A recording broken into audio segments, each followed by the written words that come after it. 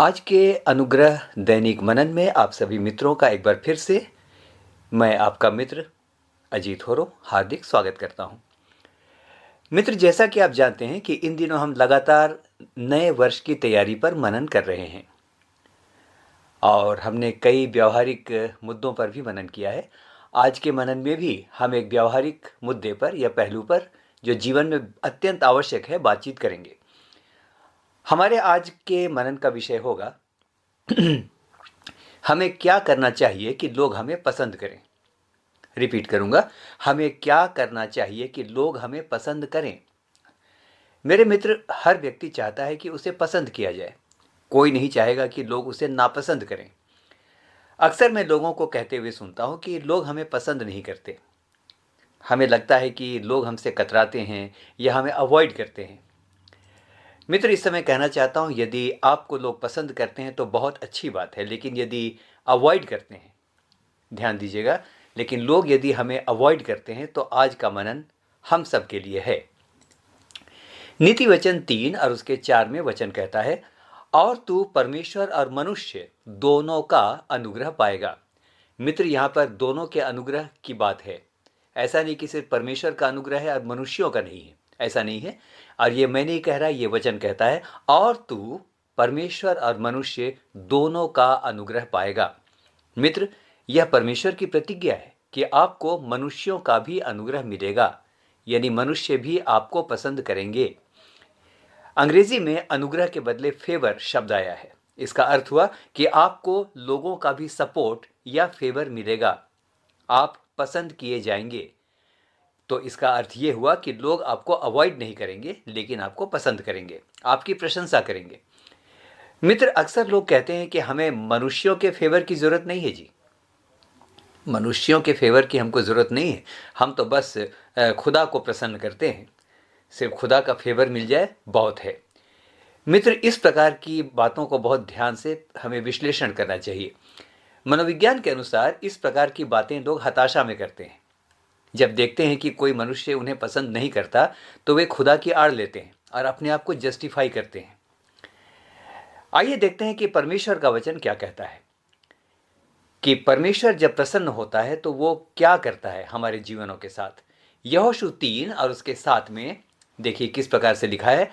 परमेश्वर ने कहा, ध्यान से सुनिएगा, तब यहोवा ने यहोशू से कहा, आज के दिन से मैं सब इस्राएलियों के सन्मुख तेरी प्रशंसा करना आरंभ करूंगा, जिससे वे जान लें कि जैसे मैं मूसा के संग रहता था वैसे ही मैं तेरे संग भी हूं।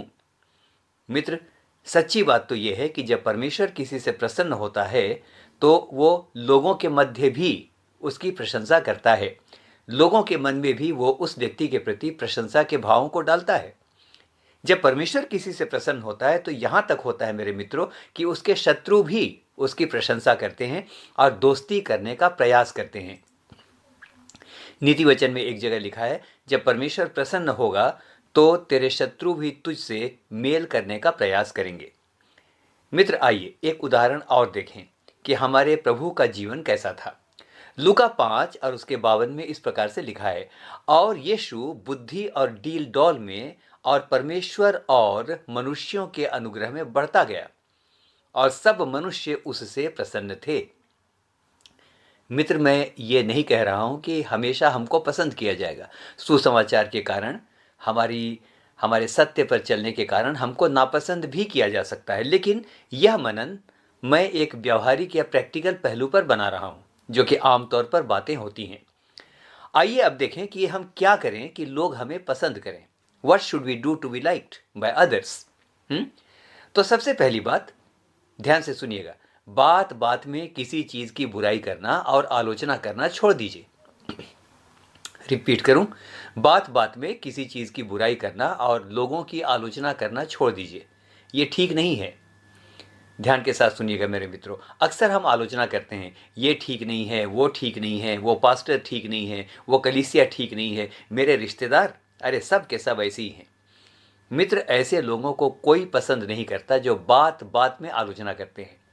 उनके हिसाब से उनको छोड़कर और कोई ठीक है ही नहीं। ऐसे लोग यह भी सोचते हैं कि वही मात्र धर्मी और सच्चे हैं और ज्ञानी हैं। बाकी किसी के पास कोई ज्ञान नहीं है। मित्र, ऐसे लोगों को नापसंद किया जाता है क्योंकि इनका ध्यान बेकार की बातों में ज़्यादा रहता है, आलोचनाओं में ज़्यादा रहता है, बुराई ढूंढने में ज़्यादा रहता है। देखिए मित्र, नए साल में हमको क्या करना चाहिए? फिलिपियों 4:8 में वचन बहुत अच्छी सलाह हमें देता है। मैं इस पद को बहुत पसंद करता हूँ। फिलिपियों 4:8, देखिए परमेश्वर का वचन हमें क्या सलाह देता है इस नए साल के लिए।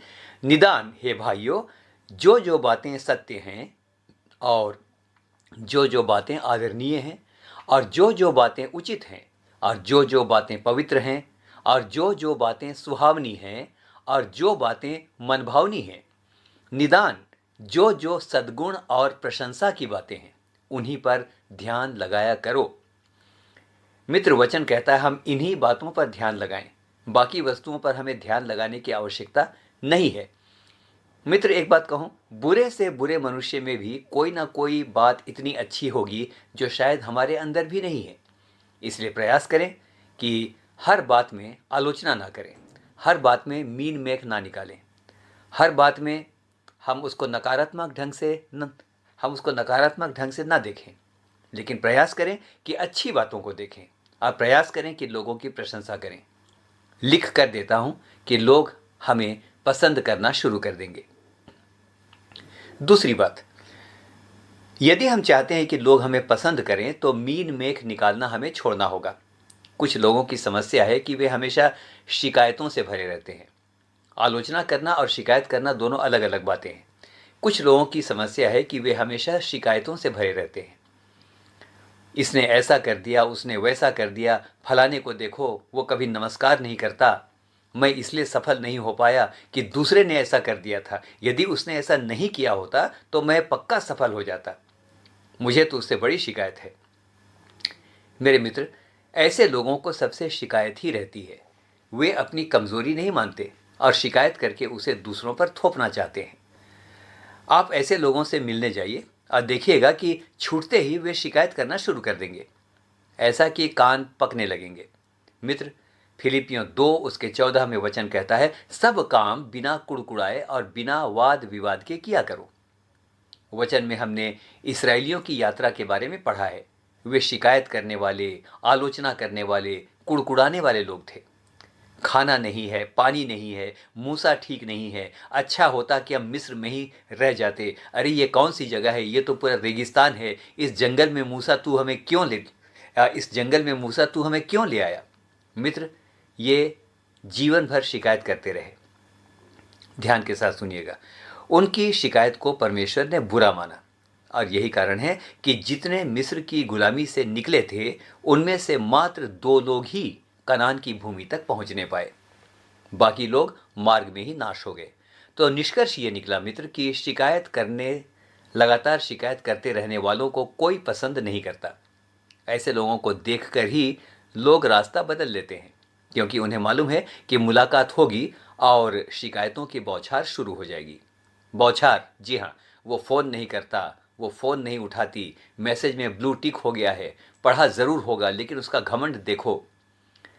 मित्र, ध्यान के साथ सुनिएगा, कोई फ़ोन क्यों नहीं उठाता, कोई मैसेज का जवाब क्यों नहीं देता? क्या कभी हमने सोचा? शायद इसलिए अगला फ़ोन नहीं करता कि फ़ोन उठाते ही अगला शिकायत करना शुरू कर देगा। आपने फ़ोन उठाया और उधर से आवाज़ आई तो अब याद आई, अब समय मिला है नवाब जी को, है ना मित्र? हमेशा हरदम शिकायत करना बहुत गंदी बात है। इफिसियों 4:29 में वचन कहता है, कोई गंदी यानी अनुचित बात तुम्हारे मुंह से ना निकले, पर वही कहो जो उन्नति के लिए उत्तम हो, ताकि उससे सुनने वालों पर अनुग्रह हो। मित्र, दिन भर शिकायत करने वालों से मिलने से किसी की उन्नति नहीं होती है, उल्टे हमारा मनोबल गिरता है। सुनने वाले समझ जाते हैं कि आज यदि ये महाशय किसी की शिकायत मुझसे कर रहे हैं तो पक्की बात है कि कल मेरे बारे भी किसी से शिकायत करेंगे। तो मेरे मित्र, शिकायत करने वाले लोग, शिकायती लोग, हर बात में कंप्लेंट करने वाले लोग, सच्ची बात यह है कि पसंद नहीं किए जाते। तो यदि चाहते हैं कि हमें पसंद किया जाए तो शिकायतों का शिकायतों की लिस्ट या शिकायतों का जो पुलिंदा है वो कुछ कम करें। हमें परमेश्वर एक आनंदित व्यक्ति बनाना चाहता है और चाहता है कि हमें न सिर्फ परमेश्वर का लेकिन मनुष्यों का भी फेवर मिले।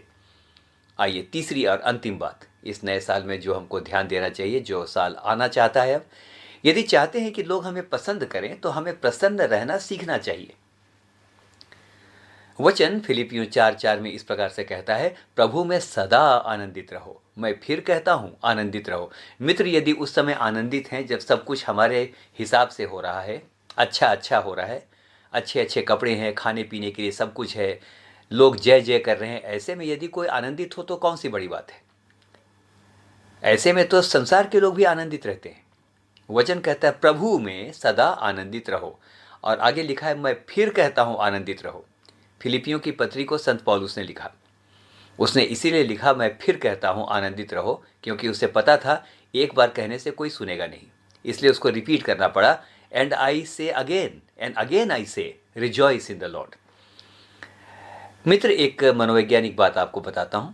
मुरझाए हुए फूल को कोई पसंद नहीं करता, जिससे न सुगंध आती है और न सुंदरता दिखाई देती है। मुस्कुराता हुआ चेहरा सभी पसंद करते हैं। ऐसे मनुष्य के साथ रहना सभी पसंद करते हैं, जिसके साथ रहने से खुशी मिलती है। हम मुस्कुरा सकते हैं, हम हंस सकते हैं। मित्र, मैं बहुत अभागा हूं यदि मेरे साथ मिलकर कोई खुश ना होता हो। मेरे जीवन का तब कोई अर्थ नहीं है, क्योंकि मैंने किसी को खुशी दी ही नहीं। यदि ऐसा है तो आज के दिन मुझे सोचना चाहिए कि मेरे जीवन के द्वारा बहुतों को आनंद मिलने पाए। मित्र, ध्यान दीजिएगा, हर इंसान अपनी लड़ाई लड़ रहा है। हर इंसान को थोड़ी राहत चाहिए। ऊर्जा से भरा हुआ मुस्कुराता हुआ इंसान सबको राहत देता है।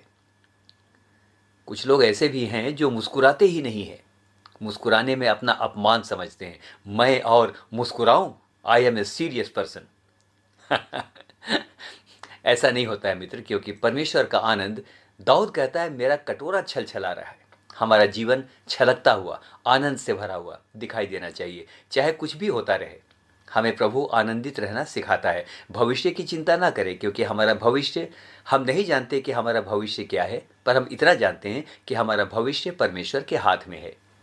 एक काम करते हैं, हमेशा ये मत देखिए कि आपके पास क्या नहीं है, ये भी देखिए कि प्रभु के अनुग्रह से क्या क्या आपके पास है।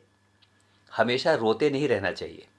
उदास और मुरझाए हुए चेहरे, है ना, सुनिएगा, उदास और मुरझाए हुए चेहरे वाले इंसान से थोड़ी देर तो सहानुभूति दिखाई जा सकती है, लेकिन हमेशा ये संभव नहीं है। ऐसे इंसान से लोग भागने लगते हैं। एक गीत मुझे याद आता है, बहुत ही प्रसिद्ध गीत है, काश कि यीशु की शोभा मुझ में दिखाई दे।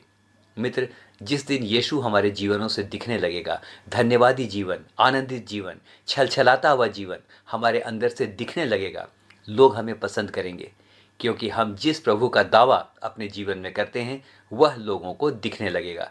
हम में से हर एक को परमेश्वर आज के मनन में बहुतायत के साथ आशीष दे। मैं आमीन कहता हूँ, मेरे साथ आप भी आमीन कहें। आमीन और फिर से आमीन।